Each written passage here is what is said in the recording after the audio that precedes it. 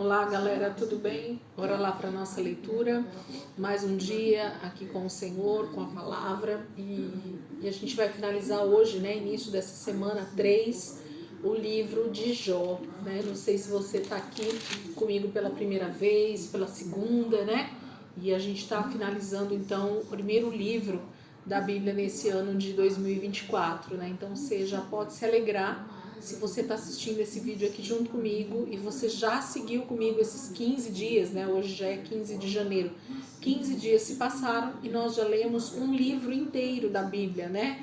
O livro de Jó, que inclusive é um livro bem grande, inclusive. Amém? Então nós vamos finalizar hoje com capítulo 40, 41 e 42, ok? Capítulo 40 de Jó, versículo 1 diz assim: Disse ainda o Senhor a Jó: aquele que contende com o Todo-Poderoso poderá repreendê-lo? Que responda a Deus aquele que o acusa. Então Jó respondeu ao Senhor: sou indigno, como posso responder-te? Ponho a mão sobre a minha boca. Falei uma vez, mas não tenho resposta. Sim, 2 vezes, mas não direi mais nada. Depois o Senhor falou a Jó do meio da tempestade: prepare-se como simples homem que é. Eu farei perguntas e você me responderá. Você vai pôr em dúvida a minha justiça? Vai condenar-me por justificar-se? Seu braço é como o de Deus e a sua voz pode trovejar como a dele? Adorne-se então de esplendor e glória e vista-se de majestade e honra. Derrame a fúria da sua ira, olhe para todo orgulhoso e lance-o por terra. Olhe para todo orgulhoso e humilhe-o. Esmague os ímpios onde estiverem. Enterre-os todos juntos no pó. Encubra os rostos deles no túmulo. Então admitirei que a sua mão direita pode salvá-lo. Veja o biemonte que criei quando criei você e que come capim como boi. Que força ele tem em seus lombos, que poder nos músculos do seu ventre, sua cauda balança como cedro, os nervos de suas coxas são firmemente entrelaçados, seus ossos são canos de bronze, seus membros são varas de ferro, ele ocupa o primeiro lugar entre as obras de Deus, no entanto, o seu Criador pode chegar a ele com a sua espada. Os montes lhe oferecem tudo o que produzem e todos os animais selvagens brincam por perto. Sob os lotos se deita, oculto entre os juncos do brejo. Os lotos o escondem à sua sombra, os salgueiros junto ao regato o cercam.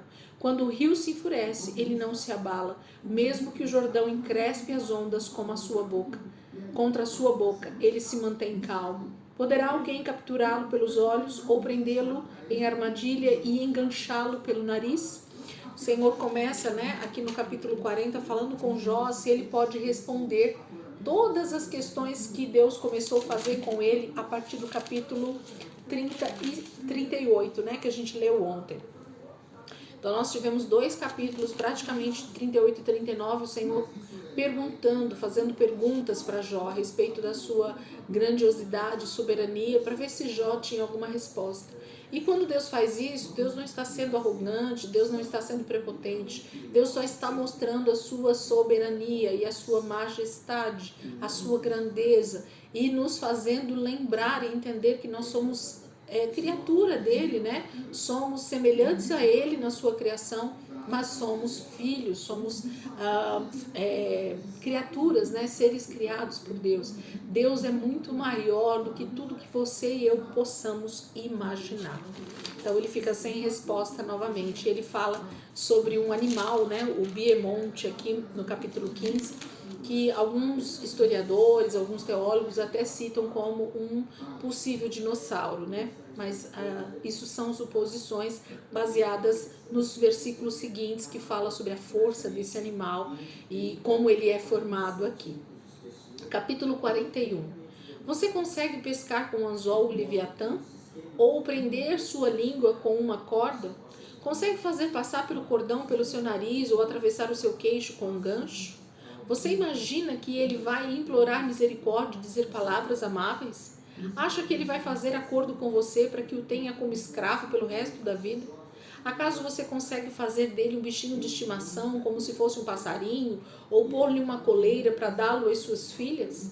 Poderão os negociantes vendê-lo ou reparti-lo entre os comerciantes? Você consegue encher de arpões o seu couro e de lanças de pesca a sua cabeça? Se puser a mão nele, a luta ficará em sua memória e nunca mais você tornará a fazê-lo. Esperar vencê-lo é ilusão, apenas vê-lo já é assustador. Ninguém é suficientemente corajoso para despertá-lo. Quem então será capaz de resistir a mim? Quem primeiro me deu alguma coisa que eu lhe deva pagar? Tudo o que há debaixo dos céus me pertence. Não deixarei de falar de seus membros, de sua força e de seu porte gracioso. Quem consegue arrancar sua capa externa? Quem se aproximaria dele com uma rédea? Quem ousa abrir as portas de sua boca, cercada com seus dentes temíveis? Suas costas possuem fileiras de escudos firmemente unidos. Cada um está tão junto do outro que nem o ar passa entre eles. Estão tão interligados que é impossível separá-los. Seu forte sopro atira lampejos de luz. Seus olhos são como os raios da alvorada. Tições saem de sua boca, fagulhas de fogo estalam. Das suas narinas sai fumaça como de uma panela fervente sobre fogueira de juncos. Seu corpo acende o carvão e da sua boca saltam chamas. Tanta força reside em seu pescoço que o terror vai adiante dele. As dobras da sua carne são fortemente unidas. São tão firmes que não se movem. Seu peito é duro como pedra, rijo como a pedra inferior do moinho. Quando ele se ergue, os poderosos se apavoram, fogem com medo dos seus golpes. A espada que o atinge nada lhe faz, nem a lança, nem a flecha, nem o dardo. Ferro ele trata como palha, e bronze como madeira podre. As flechas não o afugentam, as pedras das fundas são como cisco para ele. O bastão lhe parece fiapo de palha, o bradir de grande lança o faz rir. Seu ventre é como caco denteado, e deixa rastro na lama como o trilho de debulhar, o trilho de debulhar. Ele faz as profundezas se agitarem como caldeirão fervente e revolve o mar, como pote de unguento. Deixa atrás de si um rastro cintilante, como se fossem os cabelos brancos do abismo. Nada na terra se equipara a ele, criatura destemida. Como com desdém olha todos os altivos, reina soberano sobre todos os orgulhosos. Capítulo 41, o Senhor fala de uma criatura também, que na Bíblia é chamado de Leviatã. E esse animal, ele tem a tendência, pela descrição que o próprio Senhor faz aqui, de ser como se fosse um grande dinossauro, um grande animal com dentes, com escamas, que faz a água ferver. Então ele viria de dentro dos mares, né? Existem algumas associações com esses filmes de ficção científica, deixa eu ver se eu lembro o nome, gente. Esqueci o nome do animal. Um animal bem grande que sai de dentro da água para lutar, né? E então eles comparam com esse animal. Então a gente imagina o quanto Deus, né? Ele é soberano em sua criação, e ele está citando dois exemplos aqui, o Biermonte e agora o Leviatã, que são animais extremamente temíveis, terríveis e temíveis, que só de olhar a gente ficaria, né, aterrorizado. Esses animais não podem ser presos por nenhum ser humano, mas o Senhor os criou e ele domina esses animais, inclusive dentro, né, dos seus limites. Deus dá limites para cada uma das criaturas que ele fez. Capítulo 42 é o desfecho então do nosso livro. Nós vamos lê-lo agora em nome de Jesus.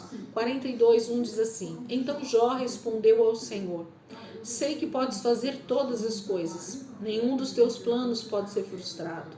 Tu perguntaste: quem é esse que obscurece o meu conselho sem conhecimento? Certo é que falei de coisas que eu não entendia, coisas tão maravilhosas que eu não poderia saber. Tu disseste: agora escute e eu falarei, vou fazer perguntas e você me responderá.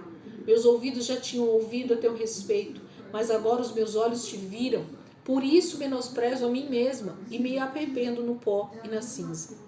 Depois que o Senhor disse essas palavras a Jó, disse também a Elifaz de Temã: Estou indignado com você e com seus dois amigos, pois vocês não falaram o que é certo a meu respeito, como fez meu servo Jó.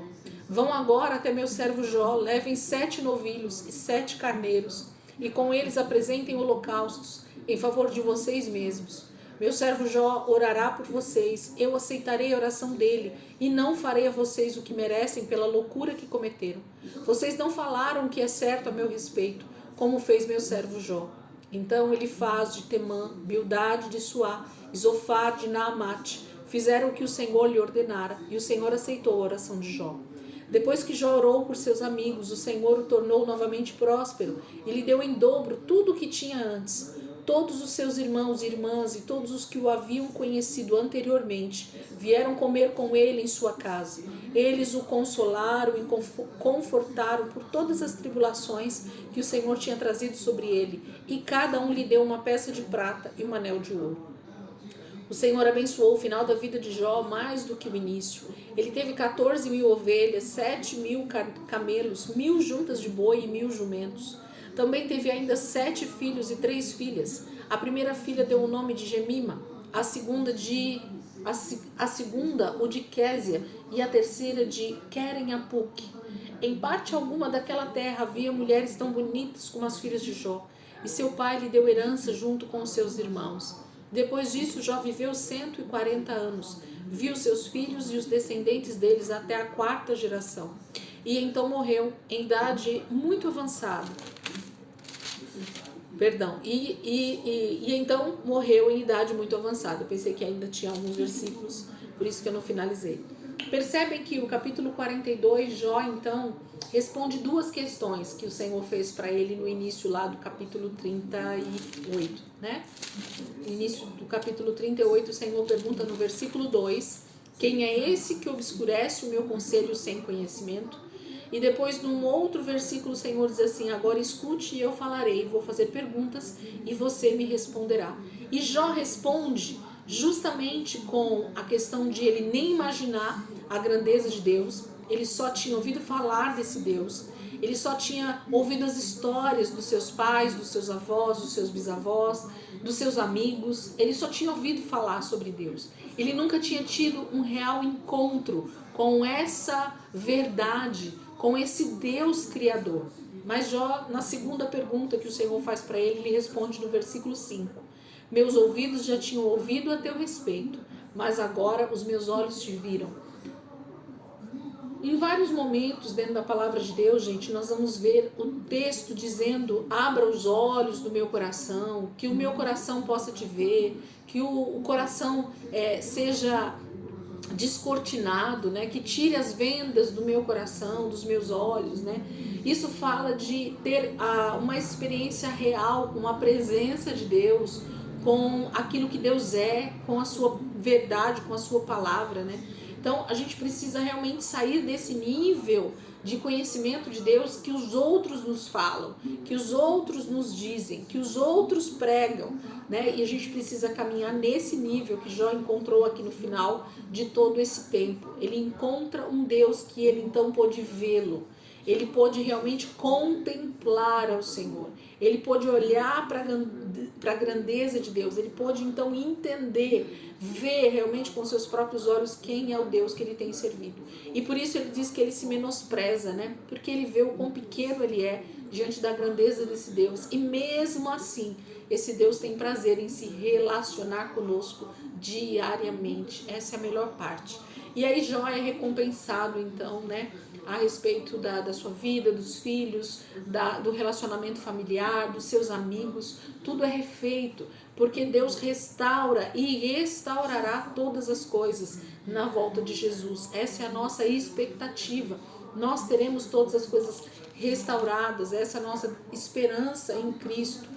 Assim como Jó, né, teve a sua esperança então restabelecida, a sua esperança viva, né, ativa no final da sua vida, nós temos também uma expectativa viva, uma esperança viva de que Jesus Cristo voltará e restaurará todas as coisas e nós viveremos com Ele eternamente. Essa é a nossa expectativa.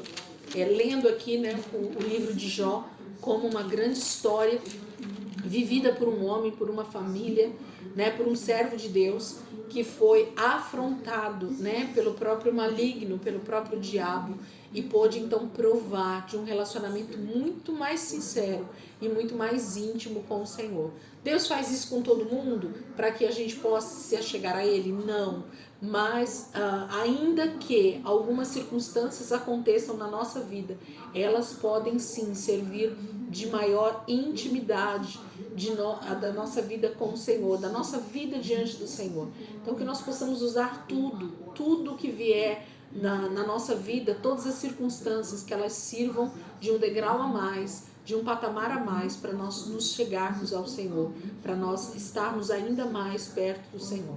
Esse é o principal, talvez, ensino que eu acredito que tenha no livro de Jó para nós, além de tantos outros versículos que a gente foi lendo e vendo o quão poderoso é esse livro, quanto Jó tinha realmente uma revelação de quem Deus era na vida dele.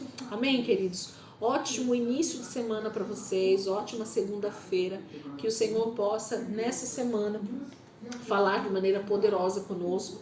Amanhã a gente já volta para o livro de Gênesis e a gente vai seguir durante toda essa semana, né, dessa terceira semana, dentro do livro de Gênesis. A próxima semana também, né, a gente vai seguindo agora aqui dentro do Velho Testamento e nós vamos seguindo a nossa leitura desse ano de 2024 em nome de Jesus, tá bom? Deus abençoe, ótimo dia aí para vocês e até amanhã, se Deus quiser.